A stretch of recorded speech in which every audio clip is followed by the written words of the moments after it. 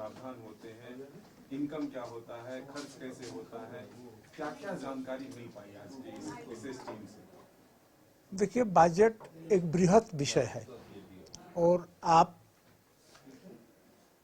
पहले का जितना अर्थनीतिविद थे उन लोग समय समय पर इस पर चेंज करते आया है, बदलते आया है और हम लोग भी बदलते परिवेश के अनुकूल और अपने क्षमता के अनुकूल इसको एक्सेप्ट करते हैं और काम करते हैं। और मैं समझता हूँ कि इस बजट को इतने कम समय में समझ पाना या समझना उतना आसान नहीं है, लेकिन हम लोगों ने प्रयास किया हल्का फुल्का चीज को, जो साधारण सी विषय बजट में इस्तेमाल होता है उसका क्या माने है, उसका क्या इम्पैक्ट है, जिसको हम लोगों को सभी मान्य सदस्यों को जानना चाहिए। इन तमाम विषयों के बारे में जानकारी लेने का प्रयास किया। पिछले साल भी हम लोगों ने ऐसा ही पार्लियामेंट्री लेजिस्लेटिव रिसर्च टीम के माध्यम से जानने का प्रयास किया था और इन लोगों के पास बजट का अच्छा खासा नॉलेज है। जैसे कि आपने सुना होगा कि हम लोगों का जो इस वित्तीय वर्ष में जो बजट ले होगा, उस बजट ले होने के बाद वो बजट देखने के पहले ही पूर्वानुमान कर लेंगे, पहले ही फोरकास्ट करेंगे कि ये बजट आने वाला समय में झारखंड के परिप्रेक्ष्य में किस प्रकार से प्रभावित करेगा समाज के परिप्रेक्ष्य में। आप देखते हैं बजट ले होने के बाद तरह तरह का कमेंट आता है। कोई बोलता है बजट जनता के विपरीत है, कोई बोलता है बजट जनता के पक्ष में है, कोई बोलता है बजट संतुलित है, कोई बोलता है बजट असंतुलित है, कोई बोलता है एग्रीकल्चर सेक्टर के विषय पर ध्यान नहीं दिया गया है, कोई बोलता है फलाना विषय पर सेक्टर नहीं दिया गया है। ठीक है, इन तमाम विषयों को अध्ययन करने के लिए बजट के अंदर जो इन टेक्निकल टर्म्स है इसको समझना बहुत जरूरी होता है। इसलिए हम लोगों ने प्रयास किया कि हमारे विधानसभा के माननीय सदस्य, चाहे पक्ष का हो चाहे विपक्ष का हो, इन टेक्निकल टर्म्स के बारे में जाने और आने वाला समय में जो 4-5 साल तक 1 साल का जो कामकाज होगा इस बजट के माध्यम से, वो बजट हमारे परिप्रेक्ष्य में कितने प्रभावी होगा, कितना अप्रभावी होगा, इसको अपना हिसाब किताब करके लोगों के बीच रखेंगे और उसमें उनसे जो बन पड़े उसका सुझाव भी सदन के अंदर में देंगे। बजट का खर्च का जो आंकड़े थे उसको आपने देखा, तो इससे क्या झारखंड के लिए क्या मिला? और देखिए, दिल्ली की एक टीम जो आर्थिक विषयों पर कई राज्यों में जाकर के इन लोगों ने एक तुलनात्मक विवरणी तैयार किया है।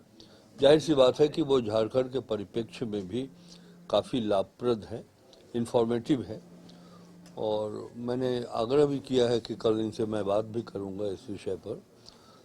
बजट एक बहुत व्यापक विषय है और इसका कोई अंत नहीं है। आप उसके प्रथम अध्याय से अगर आप सीखें तो अंतिम अध्याय का कोई लिमिटेशन नहीं है। तो हम लोग बहुत कुछ 45 वर्षों के संसदीय जीवन में हमारे सभी माननीय सदस्य अध्यक्ष जी को काफ़ी अनुभव भी है, लेकिन वो पर्याप्त नहीं है। तो एक ललक है अंदर कि हमारे दिल्ली की जो टीम है उनके पास क्या इंफॉर्मेशन है, उन्होंने क्या स्टडी किया है। तो आज उनके साथ बैठ करके बड़ा अच्छा लगा। कुछ ऐसी बातें, देखिए हम तो राज्य की राजनीति करते हैं। भारत देश के अन्य राज्यों में क्या हो रहा है, वहाँ ग्रांट्स इन एड कितना दिया जा रहा है, सेंट्रल टैक्सेस में उस राज्य को क्या हिस्सेदारी मिल रही है, ये बात झारखंड में बैठ करके हमें नहीं मिलता है। लेकिन ये जो दिल्ली की टीम आई है, मैं इन्हें बधाई देता हूँ, प्रशंसा करता हूँ कि इनके पास वो सारा इन्फॉर्मेशन है।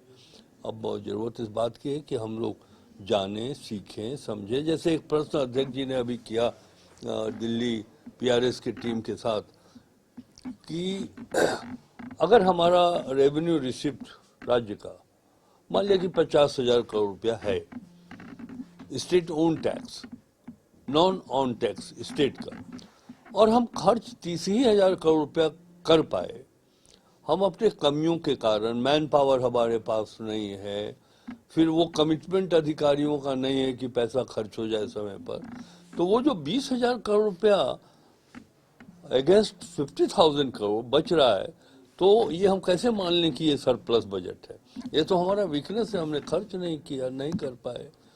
तो ये सब चीज़ें बातें अच्छी लगी हैं और कुछ जानकारी झारखंड के परिप्रेक्ष्य में हमारे कई माननीय सदस्य जिन्हें वित्तीय मामलों के जानकार भी हैं और जानकारी प्राप्त करना चाहते हैं, तो दिल्ली की से जो टीम आई है ये हमारे लिए काफ़ी सहयोगी, काफ़ी लाभप्रद है। सर, एक ललक लोगों में है, ये भी बात की जनता के मन में एक ललक है। पहले जहाँ से चले थे 2-4 कदम आगे बढ़ेंगे। बस 2 साल ही करो।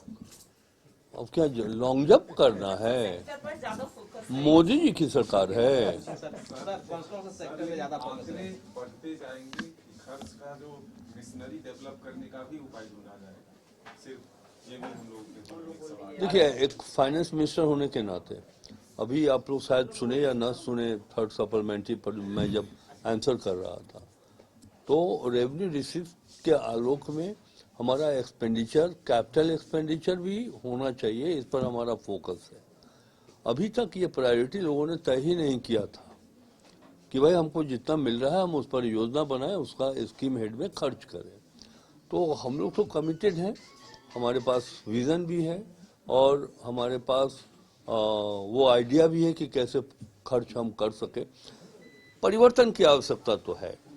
मैं ये बात वित्त मंत्री होने के नाते कह सकता हूँ कि जब हमारा बजट 31 मार्च के पहले सैंक्शन हो जाता है तो योजनाओं के ऊपर एस्टिमेट बनाने का काम अप्रैल से ही शुरू हो जाना चाहिए।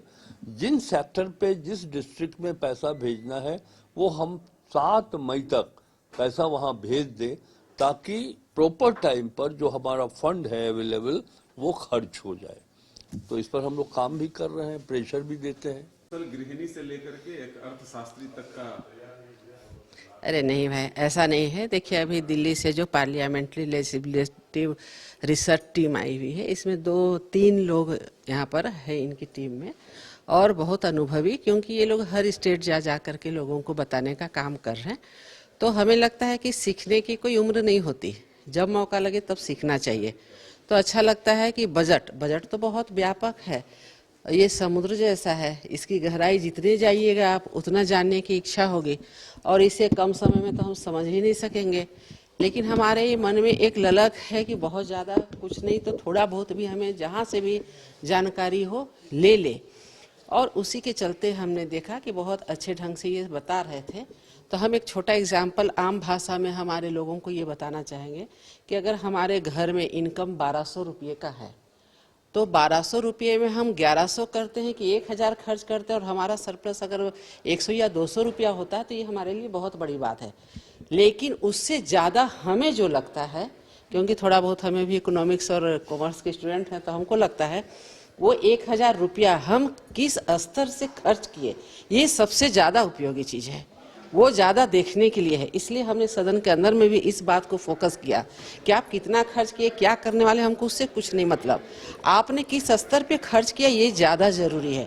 अगर हम रोज़मर्रा की चीज़ें में, हम घर की एक गृहिणी के रूप में करते हैं कि रोज़मर्रा की चीज़ों में कर रहे हैं, बच्चों की पढ़ाई लिखाई में कर रहे हैं, या फिर हम आकस्मिक निधि के लिए थोड़ा बहुत कर रहे हैं, या हम उसको विलासिता की ओर अपने शौक के लिए हम खर्च करें, ये सबसे मायने रखता है। झारखंड में क्या हो, क्या देख पा रहे हैं? सही ही बोल रहे, इसीलिए तो रुके। देखिए, झारखंड में क्या है कि हम देख रहे हैं कि बहुत सारा जो खर्चे हैं वो अनुपयोगी चीज़ों में हो रहा है, जिसका हमने जिक्र भी किया।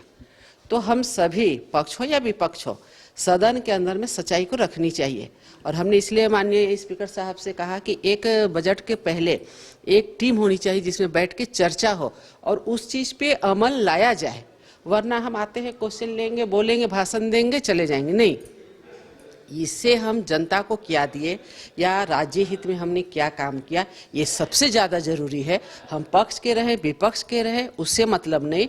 हमारा ये केंद्र में जो सरकार है या यहाँ है, ऐसे बोल के केवल हम आलोचना करने के लिए नहीं, हमें एक्चुअल में देखने की ज़रूरत है कि जो पैसों का सदुपयोग कर रहे हैं कि हम दुरुपयोग कर रहे हैं, वो जरूरी योजनाएं नहीं लेकर के हम अनुपयोगी योजनाएं ले रहे हैं क्या, तो उस पर अंकुश लगाना चाहिए और उसको अमल में लाना चाहिए।